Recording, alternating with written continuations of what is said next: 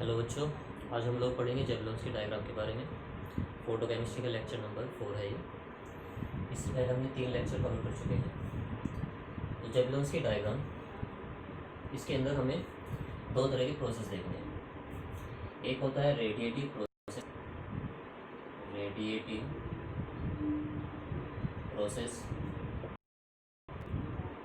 तो radiative process में जो एनर्जी रिलीज होती है विजिबल रीजन के अंदर लाई करती है, और इसके अंदर आ जाता है एक तो फ्लोरिसेंस। फ्लोरिसेंस हिंदी में इसको बोलते हैं प्रतिदीप्ति। प्रतिदीप्ति। और दूसरा होता है फास्फोरिसेंस। फास्फोरिसेंस, इसको हिंदी में बोलते हैं स्फुरदीप्ति। स्फुरदीप्ति। तो ये था रेडिएटिव प्रोसेस के अंदर। फिर इसमें दूसरा देखेंगे नॉन रेडिएटिव प्रोसेस।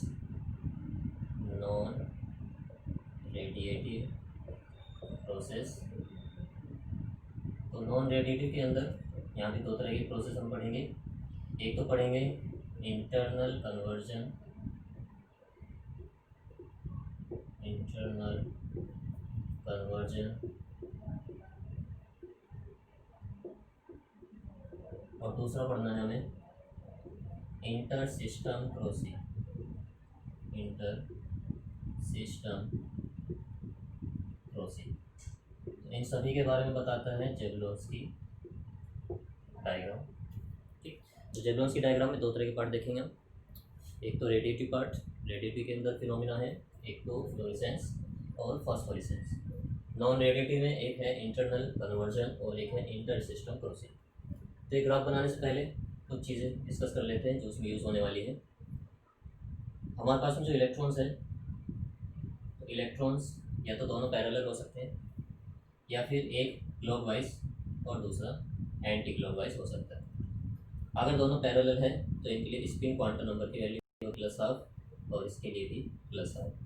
अगर दोनों अपोजिट है तो क्लॉकवाइज वाले के लिए होती है +12 और एंटी क्लॉकवाइज वाले के लिए -12। तो कैपिटल एस निकालते हैं। कैपिटल एस क्या होता है? इन दोनों का योग या एडिशन। तो दोनों को प्लस करेंगे, 1/2 + 1/2 = 1। तो यहाँ पे एस की वैल्यू, कैपिटल एस की वैल्यू 1 होगी। यहाँ पे कैपिटल एस निकालेंगे तो हाफ और -12, क्योंकि प्लस माइनस माइनस हो जाएगी, तो एस की यहाँ पे 0 वैल्यू आएगी 0। ठीक, अब लगाएंगे हम स्पिन मल्टीप्लिसिटी। स्पिन मल्टीप्लिसिटी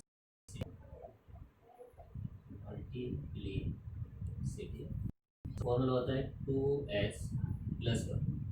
तो पहले मैं इसके लिए निकालता हूँ। यहाँ पर दोनों इलेक्ट्रॉन्स पैरेलल हैं, तो उसके लिए इसकी मल्टीप्लिसिटी क्या रहनी है इस कंडीशन के लिए? इसके लिए s की वैल्यू कितनी आ रही थी? 1, और 2 × 1 + 1 यानी कि 3। और इसको हम लोग बोलते हैं triplet stage. Triplet stage, triplet stage, जिसको दिखाएंगे कैपिटल टी से। दूसरा, अगर इलेक्ट्रॉन्स की डायरेक्शन एक की क्लॉकवाइज है, दूसरे की एंटी क्लॉकवाइज, तो उसके लिए 2 × 0 + 1। 0 किस लिए आया? 0 यहाँ से आया था हमारा, क्योंकि अगर एक इलेक्ट्रॉन एक क्लॉकवाइज है, दूसरा एंटी क्लॉकवाइज, तो उसके कैपिटल एस की वैल्यू 0 रहनी है। तो यहाँ पे 2 × 0 ये 0 हो जाएगा, तो 1 बचेगा, और 1 के लिए हम लोग टर्म यूज़ करेंगे सिंगलेट। सिंगलेट, और इसके लिए सिंबल यूज़ करेंगे कैपिटल एस। दोनों को ध्यान रखना है। सिंगलेट स्टेट क्या है? सिंगलेट स्टेट वो है जिसके लिए स्पिन मल्टीप्लिसिटी की वैल्यू 1। ट्रिपलेट स्टेट क्या है? ट्रिपलेट स्टेट वो है जिसके लिए स्पिन मल्टीप्लिसिटी की वैल्यू क्या है? 3 है। ट्रिपलेट स्टेट में जो इलेक्ट्रॉन्स होंगे दोनों पैरेलल होंगे, यानी दोनों क्लॉकवाइज होंगे।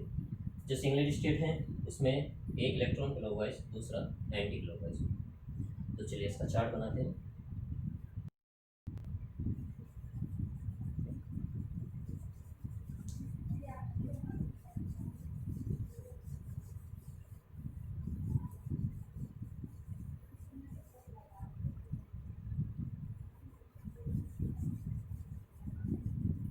वैसे चार्ट को समझने की कोशिश करेंगे इजी से इजी तरीके से, जितना पॉसिबल हो सकता है। इसमें सबसे पहले नीचे की तरफ एक हॉरिजॉन्टल लाइन बना दीजिए, नीचे की तरफ एक हॉरिजॉन्टल लाइन, और इसको नाम दे दीजिए एस नॉट। एस नॉट क्या है? ग्राउंड ग्राउंड सिंगलेट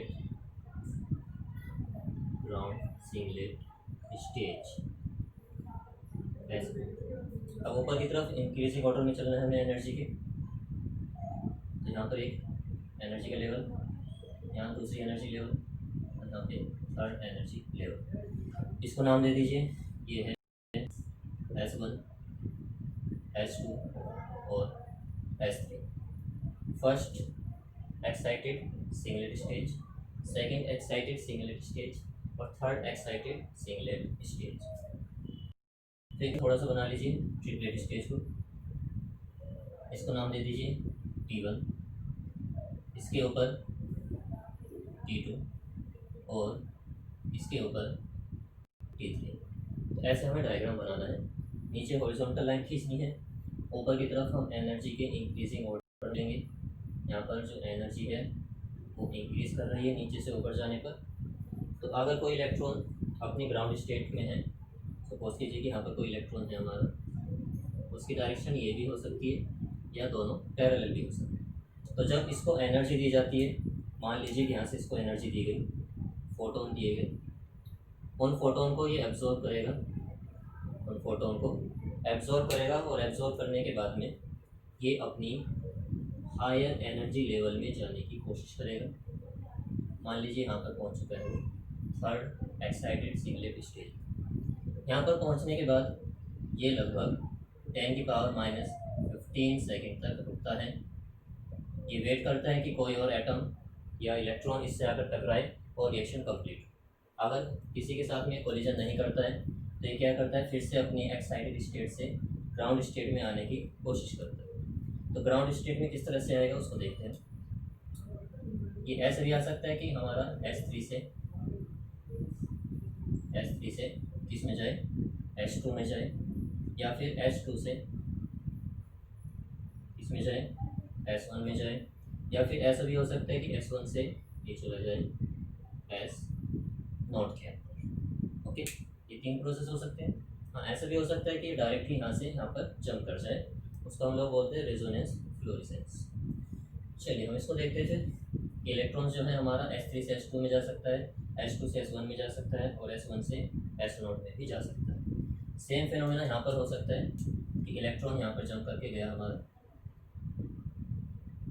तो जब नीचे आएगा तो एनर्जी को रिलीज करता हुआ आएगा हायर एनर्जी लेवल से लोअर एनर्जी लेवल में। तो थर्ड ट्रिपलेट स्टेज से सेकंड ट्रिपलेट स्टेज में आया, सेकंड ट्रिपलेट स्टेज से वो आएगा फर्स्ट ट्रिपलेट, और फर्स्ट के बाद फिर वो आ जाएगा ग्राउंड सिंगलेट स्टेज। तो ये थे इसके डायग्राम। अब उसमें देखते हैं कि क्या क्या टर्म्स आपको देना है। देखिए, जब कोई भी इलेक्ट्रॉन S3 से S2 में आता है तो कुछ एनर्जी को रिलीज़ करेगा, क्योंकि हायर एनर्जी लेवल से लोअर एनर्जी लेवल में वो आ रहा है। तो वो जो एनर्जी होती है वो हीट की फॉर्म में इवोल्व होती है, हीट की फॉर्म में। इसी तरह से यहाँ पर S2 से S1 में जब वो आएगा तो जो एनर्जी रिलीज़ होगी वो भी हीट की फॉर्म में होगी, हीट की फॉर्म में होती है। लेकिन जब इलेक्ट्रॉन S1 से S0 में जंप करता है तो जो एनर्जी रिलीज़ होती है वो हीट की फॉर्म में ना होकर रेडिएशन की फॉर्म में होती है, और वो रेडिएशन विजिबल रीजन में लाई करती है, जिसकी वजह से हमें वो कलर दिखाई देता है। विजिबल रीजन में वो लाई करेगी और हमें कलर दिखाई देगा। इसी प्रोसेस को बोला जाता है फ्लोरिसेंस। फ्लोरिसेंस, प्रतिदीप्ति।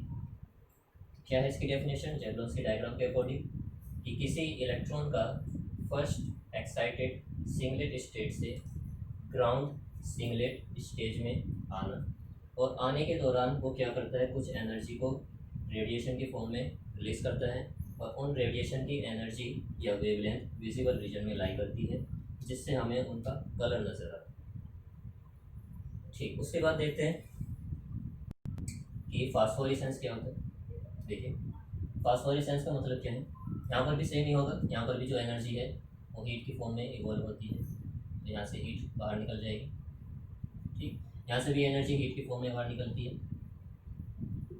हीट की फॉर्म में, और यहाँ से जो एनर्जी निकलेगी वो धीरे धीरे निकलती है, धीरे धीरे एनर्जी निकलेगी, और यहाँ पर भी एनर्जी विजिबल रीजन में आती है, तो इसलिए यहाँ पर भी हमें कलर नजर आता है, लेकिन वो कलर थोड़ा ज़्यादा टाइम तक रहता है, विजिबल रीजन में वो लाई करेगी, और इसी को हम लोग बोलेंगे फास्फोरेसेंस, फास्फोरेसेंस।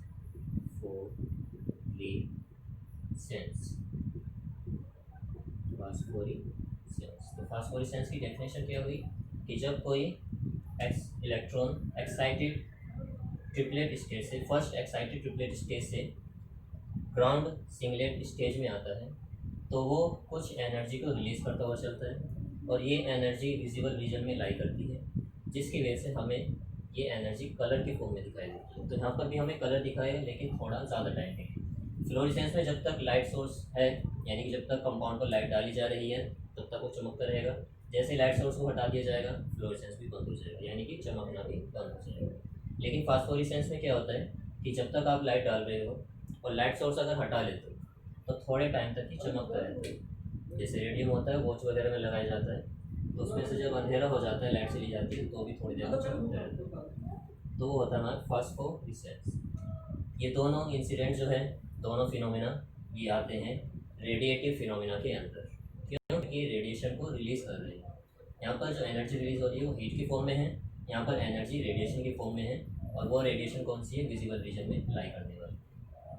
फिर उसके बाद दो चीज़ें और रह जाती है हमारी, इंटरनल कन्वर्जन और inter system crossing. Internal conversion और इंटर सिस्टम क्रॉसिंग। तो देखिए, इलेक्ट्रॉन अगर S3 से S2 में आए या S2 से S1 में आए, इसी को हम लोग बोलते हैं internal conversion. Internal conversion, internal conversion क्या है कि किसी इलेक्ट्रॉन का S3 से S2 में आना या S3 से S1 में आना, सभी कहलाता है इंटरनल कन्वर्जन। इसी तरह से यहाँ पे किसी इलेक्ट्रॉन का T3 से T2 में आना, इंटरनल कन्वर्जन, या T2 से T1 में आना, इंटरनल कन्वर्जन, ये होता है इंटरनल कन्वर्जन। फिर आता है इंटर सिस्टम क्रॉसिंग। तो इंटर सिस्टम क्रॉसिंग में होता क्या है, देखिए, इंटर सिस्टम क्रॉसिंग में कुछ ऐसा होता है कि सिंगलेट स्टेट जो होती है वो ट्रिपलेट स्टेज में कन्वर्ट हो जाती है। जो सिंगलेट स्टेज थी वो किस में कन्वर्ट हो जाएगी, ट्रिपलेट स्टेज में, यानी S3 T3 में कन्वर्ट हो सकता है, S2 T2 में कन्वर्ट हो सकता है, और S1 किस में कन्वर्ट हो सकता है, T1। इन्हीं तीनों को हम लोग बोलते हैं इंटर सिस्टम क्रॉसिंग। क्या बोलेंगे, inter system, inter system crossing, inter system crossing. तो इंटर सिस्टम क्रॉसिंग क्या है कि एक सिस्टम का दूसरे सिस्टम में कन्वर्ट हो जाना, सिंगलेट स्टेज का ट्रिपलेट स्टेज में कन्वर्ट हो जाना, इसको कहते हैं inter system crossing. Internal conversion क्या है कि किसी एक्साइटेड सिंगलेट स्टेट से, यानी कि S3 से S2 में जाना या S2 से S1 में जाना, या फिर T3 से T2 में जाना या T2 से T1 में आना, उसको हम लोग बोलते हैं इंटरनल कन्वर्जन। एक बार और समझते हैं इस डायग्राम को। जेवलॉन्स्की डायग्राम जो है, इसमें हमें क्या करना है, एक पैरेलल सॉरी एक हॉरिजॉन्टल लाइन खींचेंगे। हमारे इलेक्ट्रॉन जो है वो दो तरह के हो सकते हैं, या तो दोनों क्लॉकवाइज हो, या एक क्लॉकवाइज और एक एंटी क्लॉकवाइज हो। तो एक होती है सिंगलेट स्टेज और एक होती है ट्रिपलेट स्टेज। सिंगलेट स्टेज वो होती है जिसके लिए स्पिन मल्टीप्लिसिटी की वैल्यू 1 आती है, ट्रिपलेट स्टेज वो है जिसमें स्पिन मल्टीप्लिसिटी की वैल्यू 3 आई। तो किसी इलेक्ट्रॉन्स को हमने एनर्जी दी, उस एनर्जी को वो एब्जॉर्ब करके एक्साइट हुआ और हायर एनर्जी लेवल में गए। अगर यहाँ पर वो रिएक्शन को कंप्लीट नहीं कराता है, तो फिर से वो अपनी लोअर एनर्जी लेवल में आना चाहेगा। तो जब वो लोअर एनर्जी लेवल में आता है तो एनर्जी को रिलीज करता हुआ चलता है। यहाँ पर एनर्जी हीट की फॉर्म में इवॉल्व होती है, निकलती है बाहर, यहाँ पर भी हीट की फॉर्म में निकलेगी। और जब वो S1 से S0 में आता है तो जो एनर्जी रिलीज होती है वो विजिबल रीजन में लाई करती है, और इसी को हम लोग बोलते हैं फ्लोरेसेंस। या फ्लोरेसेंस की एक डेफिनेशन और है कि ऐसे सब्सटेंस जिन पर जब तक लाइट डाली जा रही है वो चमक रहे हैं, जब लाइट सोर्स हटा लेते हैं तो चमकना भी बंद हो जाता है। जैसे कैल्शियम फ्लोराइड CaF2 इसका एग्जाम्पल है। पेट्रोलियम भी इसी के अंदर एग्जाम्पल आ रहा है, तो पेट्रोलियम भी इसी का एग्जाम्पल है फ्लोरिसेंस का। एक और डेफिनेशन क्या है कि S1 से S0 स्टेज में किसी इलेक्ट्रॉन का आना क्या कहलाता है? फ्लोरिसेंस। फ्लोरिसेंस क्या है? इसमें लाइट सोर्स हटाने पर जो सब्सटेंस था वो चमकना बंद कर देता है। इस लाइट सोर्स हटाने पर भी सब्सटेंस थोड़े टाइम के लिए चमकता रहता है, क्योंकि वो एनर्जी को धीरे धीरे रिलीज करते हैं। जैसे दुनिया में दो तरह के लोग होते हैं, एक लोग ऐसे हैं जिनको सैलरी मिलते ही तुरंत उसको खर्च कर देते हैं वो, और बाद में उनके पास में पैसों की कमी हो जाती है। कुछ लोग ऐसे होते हैं जो कि थोड़ा थोड़ा थोड़ा करके पैसों को खर्च करते हैं, तो बाद में उनके पास पैसे बचे होते हैं। तो फास्फोरेसेंस भी कुछ ऐसे ही है। तो इसको ये जो है एनर्जी को धीरे धीरे रिलीज करता है, जिसकी वजह से हमें इसका कलर थोड़े टाइम तक के लिए दिखाई देता रहता है, जब हम लाइट सोर्स को हटा दें तब भी लाइट नज़र आती है। फ्लोरेसेंस में लाइट सोर्स हटा दिया तो ये चमकना बंद हो जाएगा, लाइट सोर्स डालोगे तो फिर से चमकने लगेगी। तो ये था हमारा जेवलॉन्स की डायग्राम। ठीक, तो हमने देख लिया radiative phenomena, non radiative phenomena. Radiative phenomena में थे हमारे फ्लोरेसेंस और फास्फोरेसेंस, और नॉन रेडिएटिव में इंटरनल कन्वर्जन और इंटर सिस्टम क्रॉसिंग। इसके अलावा फोटोकेमिस्ट्री के अंदर एक टॉपिक ये भी होता है केमी ल्यूमिनेसेंस। केमी ल्यूमिनेसेंस यानी किसी केमिकल रिएक्शन से होने से, किसी केमिकल रिएक्शन के होने से अगर वो चमक रहा है या उससे लाइट पैदा हो रही है तो उसको हम लोग बोलते हैं केमी ल्यूमिनेसेंस। जैसे कि जब गिरनाट रिएजेंट होता है RMgX, तो इसका जब ऑक्सीडेशन कराया जाता है, गिरनाट रिएजेंट का ऑक्सीडेशन कराया जाता है, तो ये ब्लू पर्पल कलर की लाइट को रिलीज करता है, ब्लू पर्पल। तो ये भी हमारा एग्जांपल है इसका केमी ल्यूमिनेसेंस का। और यहाँ पे माना जाता है कि ये जो लाइट रिलीज करते हैं ये कैसी लाइट होती है? Cold light. इसके अलावा अगर यही फिनोमिना किसी लिविंग ऑर्गेनिज्म के अंदर हो रहा है, यानी कोई लिविंग ऑर्गेनिज्म अगर चमक रहा है, जैसे जुगनू होते हैं रात को चमकते हैं, या कुछ जेली फिशेस होती है जो कि चमकती है, तो उनके चमकने को हम लोग बोलते हैं बायोल्यूमिनेसेंस। बायोल्यूमिनेसेंस।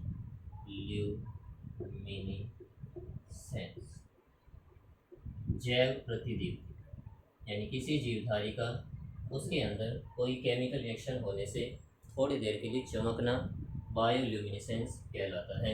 इसके एग्जांपल्स हमारे क्या क्या हैं? एक तो जुगनू, फायरफ्लाई और जेलीफिश। और भी बहुत एग्जांपल होते हैं।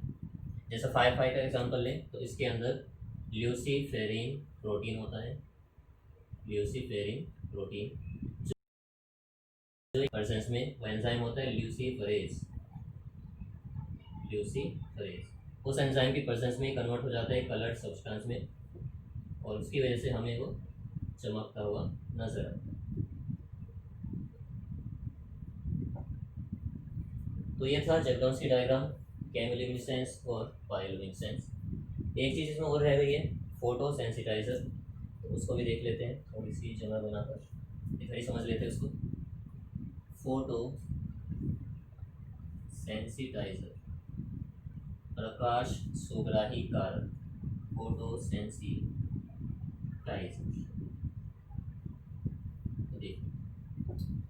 नेचर के अंदर कुछ मॉलिक्यूल ऐसे होते हैं जो डायरेक्टली एनर्जी को एब्जॉर्ब नहीं कर सकते, तो उनके लिए हमें क्या करना पड़ता है? केमिकल रिएक्शन कराने के लिए कोई दूसरा मॉलिक्यूल होता है जो एनर्जी को एब्जॉर्ब करेगा, और उस एनर्जी को एब्जॉर्ब करके दूसरे मॉलिक्यूल को ट्रांसफ़र करा देगा, जो उस रिएक्शन को कंप्लीट कराएगा।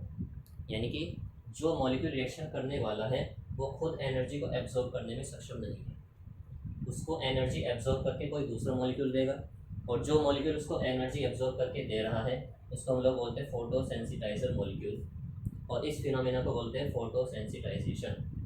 जैसे फोटोसिंथेसिस की जो रिएक्शन होती है प्लांट्स के अंदर, उसमें जो क्लोरोफिल का मॉलिक्यूल होता है ये फोटो सेंसिटाइजर का काम करता है, यानी सनलाइट होती है उसकी एनर्जी को पहले ट्रैप कर लेता है, एब्जॉर्ब करेगा उस एनर्जी को, और खुद केमिकल रिएक्शन नहीं कराएगा बल्कि वाटर की स्प्लिटिंग में हेल्प करता है।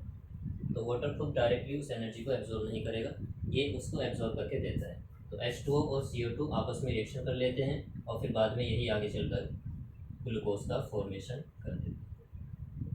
तो फोटोसेंसिटाइजर क्या होगा, कोई ऐसा मॉलिक्यूल जो खुद रिएक्शन में पार्टिसिपेट नहीं करेगा लेकिन एनर्जी को एब्जॉर्ब करके वो दूसरे रिएक्टेंट को ट्रांसफ़र कराता है और दूसरा रिएक्टेंट रिएक्शन के कंप्लीट कराता है, प्रोडक्ट बनाएगा। तो ये फोटोसेंसिटाइजर खुद रिएक्शन कंप्लीट नहीं कराते हैं बल्कि एनर्जी का ट्रांसफ़र कराते हैं एक से दूसरे मॉलिक्यूल को, और किसको कराएंगे, जो रिएक्शन कंप्लीट कराने वाला होगा रिएक्टेंट। तो ये था बच्चों हमारा जेवलॉन्स्की डायग्राम, और इसी के साथ फोटोकेमिस्ट्री का ये चैप्टर भी ख़त्म हो जाता है। तो आप लोगों का अगर कोई डाउट होता है तो कमेंट सेक्शन में बता सकते हो। फिर मिलते हैं एक नई इंटरेस्टिंग वीडियो के साथ।